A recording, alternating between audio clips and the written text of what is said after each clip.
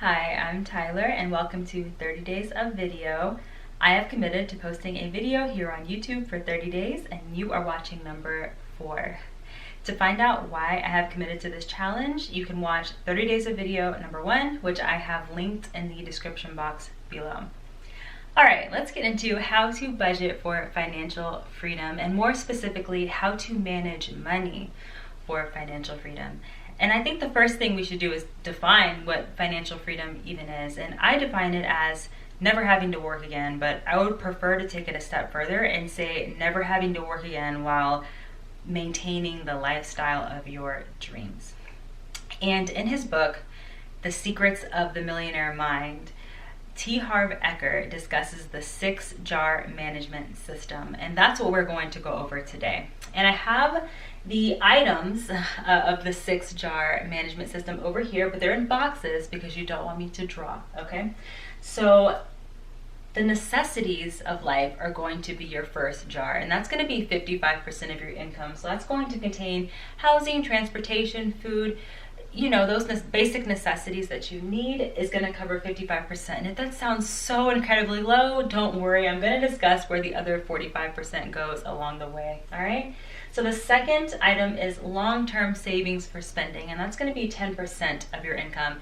And you want to put that into a rainy day fund. So a rainy day fund is an emergency fund that should be about 6 months or so of your income in case of an emergency, whether it be a medical emergency, or you get laid off, or whatever the emergency is. You always want a cushion because if you're caught by surprise, which we all in life will be caught by surprise at some point, we want to be ready. And that's what this account is for, or this jar.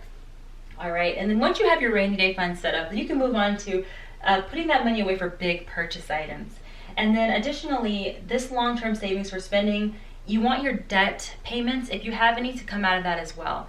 But make sure that if you're putting 10% towards your long-term savings for spending, that not all of that is going to debt. If you don't have your rainy day fund set up. It's important to contribute some of that money to your rainy day fund, because if you are in debt and you're paying off all your debt, which is you're trying to pay it off as quick as possible, which is great, you're going to wind up in debt again if you don't have a rainy day fund. So make sure that you are managing debt the same way you would manage all of the other areas of your life. And as long as it's managed, it will eventually be paid off. So make sure you build that rainy day fund, all right? The third category is play, okay? So that's going to include leisurely expenses like dining out and gifts for friends and family.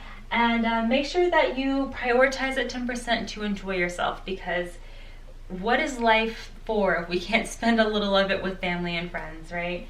All right, and the fourth jar is going to be education, and that's going to be 10%. That's going to cover books, courses, coaching, mentoring.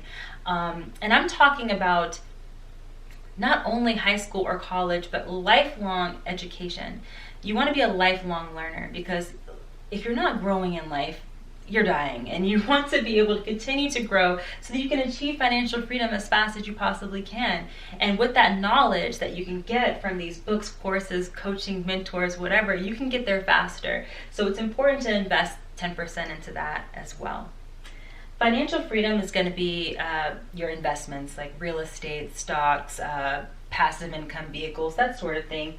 You want to at least put 10% into that of your income, because that's the end goal. That's what's going to get you to retirement or financial freedom as fast as possible. All right.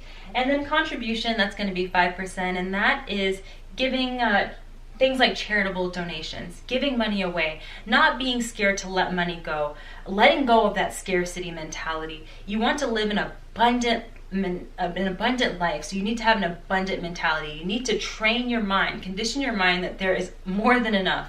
There's more than enough for you to have everything you want in life, but also to contribute, be a contributing member of society, and to help people less fortunate than you. Start now, no matter how small. Build that habit. That's what this whole system is about. It's about building habits.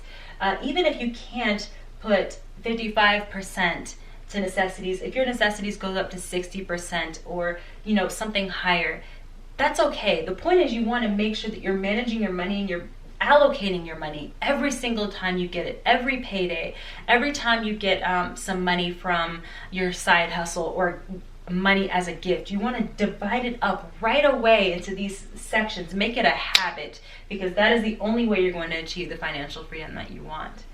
All right, so I tried to go pretty fast because I don't want the videos in this series to go too long. So if you have any more questions or you want me to go over anything in detail, do utilize the comment section below and I will be happy to reply.